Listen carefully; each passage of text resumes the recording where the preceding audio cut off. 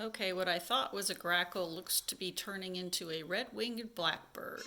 Um, and then we've got a beautiful blue jay here, just gorgeous. Can be a pain in the butt sometimes though. And then we have all these precious little guys in here. Oops.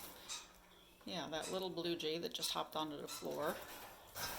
This guy, this mockingbird on the left here is absolutely nuts, crazy. Doesn't sleep, just likes to be rambunctious.